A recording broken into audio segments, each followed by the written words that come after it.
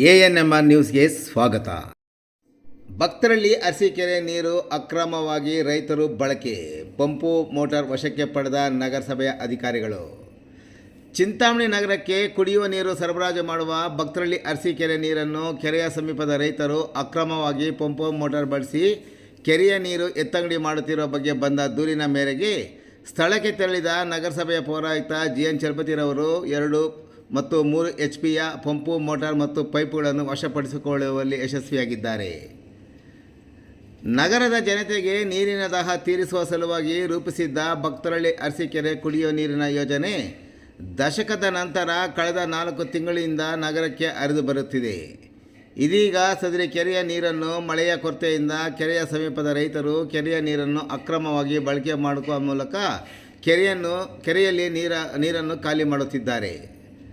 ನಗರದ ನಾಗರಿಕರ ನೀರಿನ ದಾಹ ತೀರಿಸಲು 10.95 ಕೋಟಿ ರು ವೆಚ್ಚದಲ್ಲಿ ರೂಪಿಸಿದ್ದ ಭಕ್ತರಳ್ಳಿ ಅರಸೀಕೆರೆಯ ಕುಡಿಯುವ ನೀರಿನ ಯೋಜನೆ ಹಲವು ವರ್ಷಗಳ ನಂತರ ಚಿಂತಾಮಣಿ ನಗರದ ಅಗ್ರಹಾರ ಬಡಾವಣೆಯಲ್ಲಿರುವ ನೀರು ಶುದ್ಧೀಕರಣ ಘಟಕಕ್ಕೆ ಕಳೆದ ಸೆಪ್ಟೆಂಬರ್ ತಿಂಗಳಿಂದ ಹರಿದು ಬಂದ ನಗರದ ಸಾರ್ವಜನಿಕರಿಗೆ ಸರಬರಾಜು ಸಹ ಮಾಡಲಾಗುತ್ತಿತ್ತು.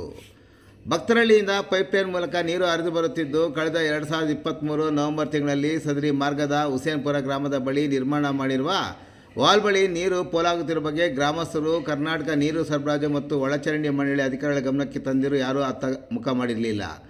ಕೊನೆಗೂ ಗ್ರಾಮಸ್ಥರು ಮಾಧ್ಯಮಗಳ ಮೂಲಕ ಫೋಟೋ ಮತ್ತು ವಿಡಿಯೋವನ್ನು ನಗರಸಭೆಯ ಪೌರಾಯುಕ್ತ GN ಚಲಪತಿರವರ ಗಮನಕ್ಕೆ ತಂದಾಗ ಕೂಡಲೇ ಅವರು ಕರ್ನಾಟಕ ನೀರು ಸರಬರಾಜು ಮತ್ತು ಒಳಚರಂಡಿ ಮಂಡಳಿ ಅಧಿಕಾರಿಗಳ ಗಮನಕ್ಕೆ ತಂದು ದುರಸ್ತಿಪಡಿಸಿದ್ದರು.